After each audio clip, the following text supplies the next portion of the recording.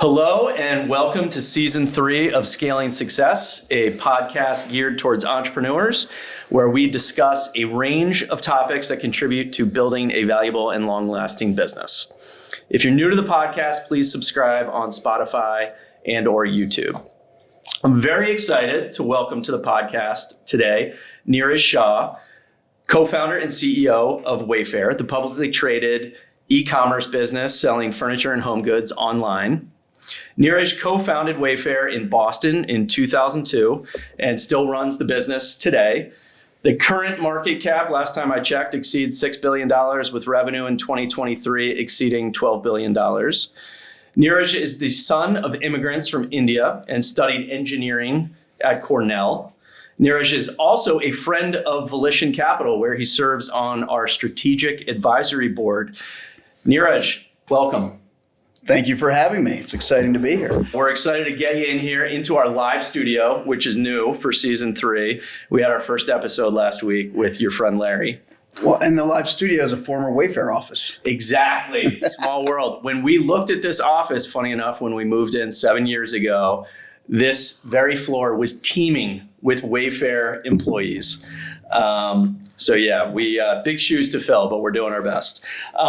Wayfair, interestingly, is not the first business you ever started. I read that you actually started a couple companies before Wayfair. What led you to become an entrepreneur in the first place? Sure. So the other co-founder of Wayfair, Steve Conine, and I, we went to Cornell together. And, we ended up starting our first company right out of Cornell after taking an entrepreneurship course. But to answer your question, I'd say what got me on the entrepreneurship journey, I'd say it's always been something, I never thought of it as a career option, but it's always something I've been excited by. I was that kid who had the paper route, and I started the neighborhood lawn mowing business, flyering all the neighbors and getting some folks who'd hire you, the original recurring revenue business, lawn mowing and, that type of thing. And so I would say it's always something I was excited by. And then at Cornell, the one entrepreneurship course they had at the time, today they have a few hundred, but we took it our senior year and we ended up starting a company right out of it. And that's kind of how we got started. So you graduated, if I recall, in 1995. Exactly. So was that a common or contrarian career path to start a business at that time? Contrarian, it would just be very rare. It wasn't thought of as something that, if you wanted to be an entrepreneur, hey, maybe, you'd pursue your career somewhere along the way, there'd be an opportunity kind of thing. Yep. The idea that you could, overtly start something, particularly with no experience, was not common. Yeah. And you mentioned your co-founder, Steve. Yeah. What was it about the two of you that clicked that led you to say, let's start that first business and then the second and then the third? Yeah, so we were good friends. And I'd say similar to how I described myself, kind of enjoying the aspects of entrepreneurship that I've come to fully appreciate over the years. I think he had that too. And so we were taking this elective course because we were both interested in it. And, I think we both thought there was a real opportunity there. I'd say what really made it work with us as business partners is that, we both really respected and trusted each other's business judgment. But we gravitated to different areas of the business. And so he gravitated very much to working on the technology. And I gravitated more so to the general management side of things. And so we ended up being a really good kind of partners that way. Yeah. So you graduated college in 95. You started Wayfair in 2002, if I recall correctly. Were there any points during that 7-year journey where you questioned the entrepreneurial path and maybe even considered going back to follow a more traditional career path? So the first business we started, after about 4 years, it had grown well. We sold it to a company in 1998.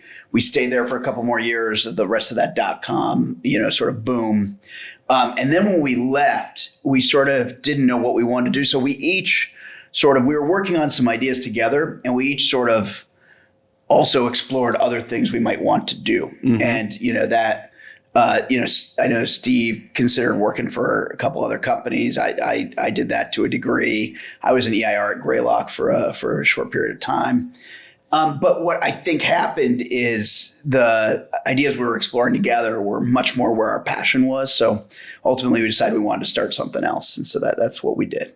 And what were like some of the lessons learned you had from those first couple businesses that you applied when you teamed back together to launch, I think originally CSN, what would become Wayfair? Yeah, so the biggest lessons, I think, there's the obvious things that you sort of know, but you really appreciate them as you do them, which is the journey's usually not straight up to the right, and there's setbacks, and perseverance matters, and work ethic matters, and all of those types of things. But I would say the biggest thing we learned is, as you start growing and you need to hire, folks onto your team, the complexity of having a super high performing team in terms of how to hire, how to manage, and then the biggest challenges are when someone's not the right fit, and having those conversations, in which no one ever does anywhere near as promptly as they, in hindsight, think they should.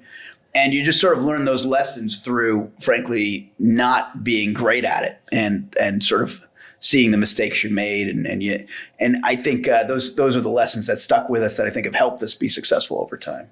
Yeah, you mentioned that it's not a linear path always, which I think is true of every entrepreneurial story. Were there any moments that are like burned in your brain that come to mind if you think about those early days of Wayfair, where you were kind of questioning yourself but managed to kind of push through? There's through the various businesses we started, there's been a number of them. I'd say the biggest one on the Wayfair journey that sticks out is a little later on. It's when 10 years in, we raised capital for the first time. Mm-hmm. And the reason we raised capital was in order to launch Wayfair as a brand. Mm-hmm. And we had come to the conclusion that there was a really big opportunity to build a go-to brand place for all things home. But just the cash flow we were generating from the operation was not going to be enough to make that happen. And so we raised outside money. We kind of, went through the process of launching, this new site, which is wayfair.com, closing these microsites that we had built over a decade. And as you can imagine, things just did not work. Yep. It's trying to redirect the traffic. We're losing tremendous amounts of, search placement. The conversion on the traffic's not what it was. And you're just like, oh boy, it's kind of like, but you're kind of you're past kind of the point of no return. So, mm-hmm. Your thesis is right, but you're not in a great spot. And I think our view was, hey, and this was the view of the whole senior team, was like, hey, we need to figure this out and just keep pushing. And that was like, in hindsight, probably a year and a half, relatively nerve-wracking period. But one of a number of them. But there've been a few of those along the way. Yeah. So you alluded to the fact that you were actually bootstrapped for like the first 10 years of Wayfair's journey. We get asked quite often in our capacity as investors, like, when should I raise money? When's the right time? When should I think about it? I mean, you talked to some of the reasons why you decided to make that leap. Maybe I'll ask the inverse of that question. Why did you stay bootstrapped for so long, the first 10 years? Well, so I think this is probably kind of well understood, but generally you'd want to put off taking money as long as you can, right? The earlier you take money, the more dilutive and expensive it is. The farther you progress the business, the less expensive it would be. And, in theory, if you can never take in outside capital and own the entire business, it's going to be the best outcome. And then at any point along the way, if you want to take in capital, you should make sure the value you can get out of that capital is more than worth the dilution you've taken on. Well, so our view was, hey, let's start off by bootstrapping this and see how far we can get. And one of the nice things in the business is that the working capital cycle was such that you didn't need to fund the growth. The negative working capital kind of worked for you. And so we were able to grow the business to $500 million in sales, in annual sales, without taking in outside capital. But we were, also, presented with an opportunity. We thought we could build a household brand. We had grown it enough to kind of understand the categories. We were a leader online in a lot of these categories. And, we were like, hey, that's a really big opportunity. Mm-hmm. And so at that juncture, we said, hey, it would make a lot of sense to bring in investors, raise the capital, and really, go after it. And, as you mentioned today, we're a $12 billion a year revenue company. And, I just don't think the old model would have, sustained itself much past the size we were at. And in fact, over the years, we had some competitors who stayed with that model, and it became progressively harder and harder to compete.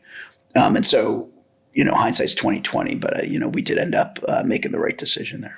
Yeah, it's interesting how sometimes entrepreneurs fall into the trap of thinking fundraising is the end unto itself. And, there's obviously some PR benefit that companies, I think, use as justification for raising capital. But I will often tell an entrepreneur, and it sounds like this was your thought process, raise money once you have a good use for that capital. And it sounds like that was really the primary motivating factor for you. I'm sure your phone was ringing a lot during those first 10 years as you were making progress on that march to 500 million in revenue. Did you just shut out the noise and not take calls from investors? Yeah, and I think the thing, part of bootstrapping the business is you definitely do create scarcity because, what you can afford for the size of the team, the seniority of the team, it's pretty limited. And so what you're going to do is you really need to focus on what matters and the execution of that. And so you do, you make sure that you're spending your time on those things that are going to grow the business and drive the business outcomes. And that forcing function, I think, actually helps with execution, helps with getting the outcome you want. But as a result, there's a lot of things you don't spend time on, not because they wouldn't be interesting and not because they wouldn't, you wouldn't learn something from them, but just your scarcity is your time, and you don't have many other variables, and so you just got to take the time and put it against the things that matter the most. I have to imagine your job has changed a lot since the business started in 2002. I'd love to just hear your description of how your role as CEO has evolved from bootstrap founder with an idea to publicly traded company with over 10,000 employees. Totally. So, I would say it's changed numerous times, I guess would be the kind of quick answer. And it was never sort of deciding it's time to change it. What should I change? For me, it was kind of a journey, and it was sort of like, hey, what is it that makes the most sense for me to do and, to help the company flourish? And as you get bigger, you realize that some of the tendency to do certain things yourself would actually hurt the company's ability to progress. And so that sort of started to denote, what the team needed to be organized like, and what type of leaders you needed. And what I would say it evolves to is you basically spend your time. There's certain things that are structured and regular, and so now that we're publicly traded, that might be quarterly earnings calls, for example, and that wouldn't have been that. But before that, once we took in outside investors, it was structured, quarterly board meetings. Now we have board meetings and earnings calls. So there's a certain amount of structured things, but then most of your time you can spend kind of on whatever you choose to spend it on. And you basically, what I've always found is like, once we got a little bigger, you're basically spending your time on, a modest amount of time, ideally making sure how everything is going. And then more of the time on, whatever's not going well, helping it get going well, or whatever is new or needs to go in a different direction. And that's something maybe you have in your head, and helping it get going. And then the sooner you can kind of then move on to the next things, because that's going well, the more things as a company you can get done. And so I would say that sort of evolution from sort of being in charge of things, first of all, doing things myself, then being in charge of things and running those things myself.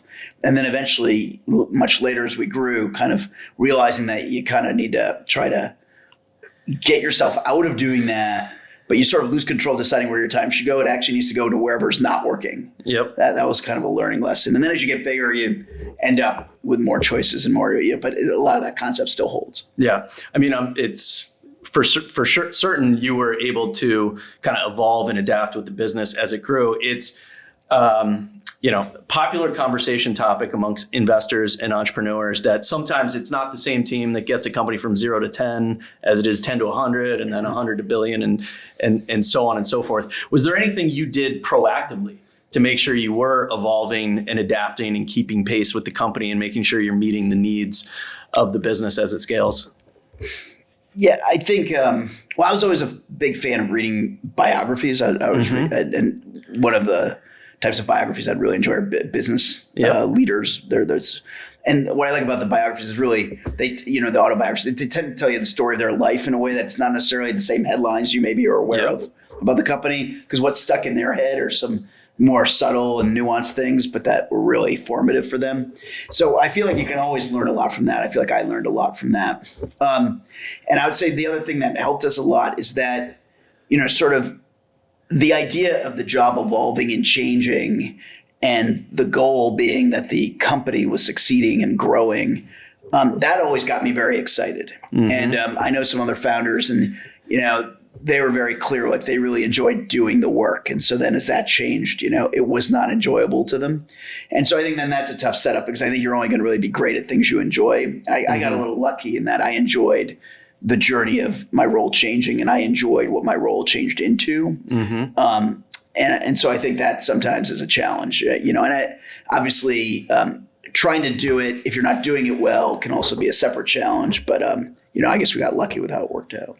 Yeah, quick shout out and recommendation on your point about founder biographies. There's a great podcast run by a guy named David Senra, Founders Podcast, where he reads biographies and then summarizes them back in 45 minutes. And there's so many amazing lessons in those stories of, successful entrepreneurs and their journey. Yeah, that's a great one. And then there's another podcast called Acquired, where they'll pick a company, but they'll do like a 3-hour, 4-hour podcast about it after reading everything they can read. And so they get into a lot of the nuanced details as well. So I think sometimes the surface level stories are much less interesting than if you read that book or, you get into the details. Yep. Good. You've touched on team a couple times.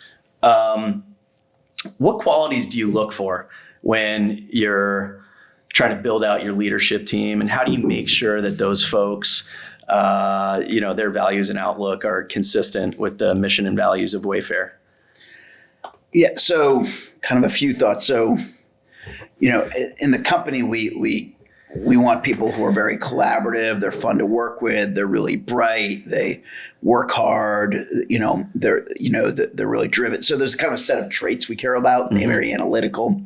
And so those have to be true, whether someone is, graduating from college and joining the team, or someone is going to be one of the top executives. So there's kind of traits we know we care about. I would say the second thing is we really do try to have an environment, a culture where we promote from within. So I think you get a real benefit there, which is you kind of know what it's like to work with somebody. You've seen their performance. You've seen how they lead teams. So the irony of that, it ends up being a much safer way to make decisions about who takes on what responsibility. That said, we've also hired from the outside for very senior roles. So you don't always have the luxury of doing that. But what I would say is, it's really important to focus on the traits that you think matter, and then always realize there's a risk that it's still not going to work out, and be open to that and pay keen attention. Because if something's not working out, it's not really great for that person, and it's not great for you, and it's not great for the company. And so if you have that situation, the sooner you figure it out, the better. But I'd say we've been pretty lucky that this kind of focus on the core culture of who Wayfair is and the traits of the people who fit into that culture has led us to have a pretty good success record.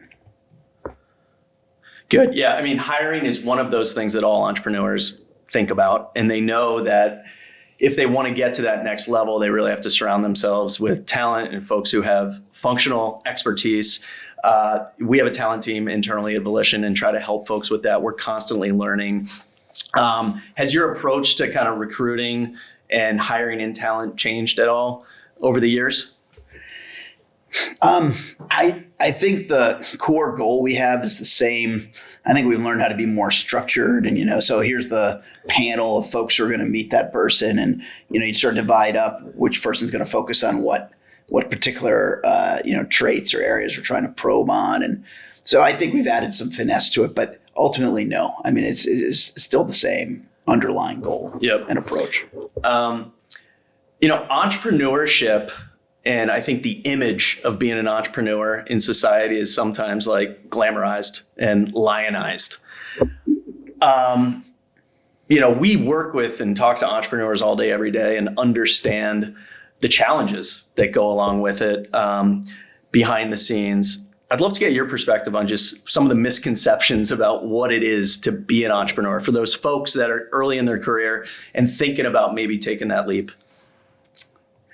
Yeah, so I think if there's something, you have an idea, you're passionate about it,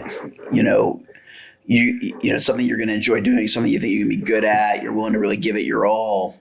I mean, for someone who really wants to do that, there's nothing more exciting than pursuing that and working very hard to build that business and the team that powers that business, et cetera. I would also say that, I know a lot of folks where that's just, they would associate some of the unknowns and the stress and the twists and turns in a way that they just say, I'm not going to enjoy that. Mm-hmm. And I would say it's not something to pursue if you don't think you're going to enjoy that. And so it's like anything else, you got to figure out what you think you'll enjoy, growing up, in a family of, Indian immigrants, a lot of the kind of de-risk successful career paths would be to become a doctor or a lawyer. Well, one of the things I realized pretty early on is, I find science fascinating, but I didn't have interest in being a doctor. And so I don't think I would have been a very good doctor. And so, it doesn't make sense to try to become a doctor if you're not going to enjoy it, because how are you going to give it your all and how are you going to work at it every day? So I think being an entrepreneur is not particularly different than any of those things. It comes with different pros and cons. And I think you got to be careful not to try to pursue anything because someone tells you it's a great idea. Mm-hmm. You got to figure out what you would enjoy. Yeah. It sounds like you're fortunate in that you found something you enjoyed, you pursued it and made a career out of it. What do you enjoy the most about your job today? What keeps you coming back? Yeah. Well, so, on one hand, we've had a bunch of success with Wayfair. We're a household brand name. We've grown to 12 billion revenue. On the other hand, we view ourselves as pretty small relative to the potential. We think there's so many exciting things we can do. For example, we just last month opened our first large format brick and mortar store. Mm-hmm. So it's a 150,000 square foot store. It's on the kind of in the northern suburbs of Chicago. We've been working on it for 3 years. And it's just like super exciting to walk through it for the first time in person with it all set up. And we just had the grand opening just a few weeks ago. And so I think what keeps me excited, and I think it's what keeps a lot of the team excited at Wayfair, is just we're a pretty ambitious, dynamic company trying new things. And, we don't view ourselves as a mature company who's a leader in their market. We view ourselves as someone who's still very much in the early days with so much opportunity ahead of us. And so the working with a team of people that are just, so talented and so fun to work with and seeing what they're doing and learning from them and doing it in a way that we're pursuing these sort of exciting things, that's where I get my enjoyment. Yeah, that's great. I think there's like a level of enthusiasm that permeates through a culture, usually from the founder, if they're still present and active in the company. And that's a key part of a company culture. And I think always looking over your shoulder, not looking over your shoulder, but looking ahead is a key motivator to drive the team going forward. To that end, like, where do you see Wayfair 10 years from now? Yeah. So, we think this category, the home goods that we're in, whether it be, someone who's doing home improvement projects, redoing their kitchen or their bathrooms, or whether it be, all the things that populate their kitchen, all the housewares items, or whether it be all the furniture and decor items or everything in their backyard. We just think there's a category people are passionate about.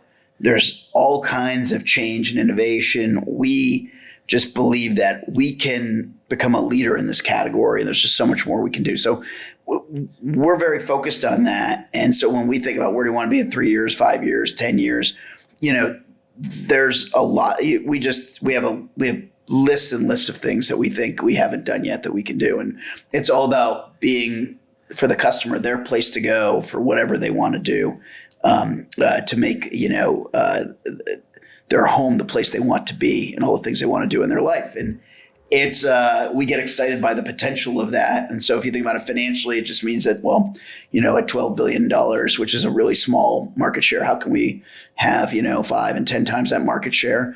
If it's, more about the things we do, it's a very emotional and exciting category. And so it's all these ideas we have of the things we can accomplish. We're also very, we have a technology organization of over 2,000 people. It's a large technology organization. So there's a lot of innovation and change in the technology that's available today. And so we just think there's so much we can do by being a technology-oriented company versus someone who thinks of technology as a tool. And so there's all kinds of things that we're working on that we're pretty excited about. That's great. Niraj, we're sitting here in Boston in an office, as we discussed, that used to be occupied by Wayfair. We're looking at Back Bay. We can probably see some Wayfair real estate in the distance if we look hard enough. Why did you decide to build a business in Boston, and how has Boston been as a home for the business as you've grown and scaled? Yeah, so we've been in Boston for, Steve and I moved to Boston in 1995, and Boston's been fantastic for us. I mean, the talent that's in the Boston market is significant. The inflow of young folks who come here for college, the 100 colleges and universities, and many of those folks want to stay. It's a great place then as you get older to raise a family. So we've definitely benefited from being in Boston. We enjoy being in Boston, and it's worked out very well for Wayfair. Yeah, it's worked out well for Volition as well. It's a great ecosystem of investors and entrepreneurs. And here we are sitting with you as part of that ecosystem and network that we've benefited from being in Boston. So it's been a great home for us as well. And there is a very vibrant startup ecosystem and a lot of new interesting businesses being started every day, which is great. Niraj, don't want to take too much of your time. You've been very generous in coming to spend time with us, but I thought it might be interesting just to ask you for some wisdom for some of those young aspiring entrepreneurs out there that are probably look up to you and your career and what you've been able to accomplish. What advice would you provide for them as they're setting off on their journey? Unfortunately, I'm just going to repeat some of what I said earlier, I think, because the things that come to mind are, just make sure you're doing something you enjoy and then go after it. And then, you're going to have great instincts about the business and the team. And so when, if something's wrong, just the sooner you attend to it, the better. I think that makes a big difference. And I think it can be a really exciting journey if that's what you want to go on. So I highly recommend it, but you just need to make sure it's what you want to do. All right. Terrific. Niraj, thank you so much for telling us a little bit about your story and all that you've been able to accomplish at Wayfair and otherwise. We've been big fans and observers and cheering you on at Volition, and now thrilled to have you as part of our strategic advisory board. A lot of the listeners are aspiring entrepreneurs that are wrestling with some of these challenges that you've encountered and conquered. And I know there's a lot of wisdom that they'll gain from listening to this. So thank you so much. Thank you. It's exciting to be on the podcast.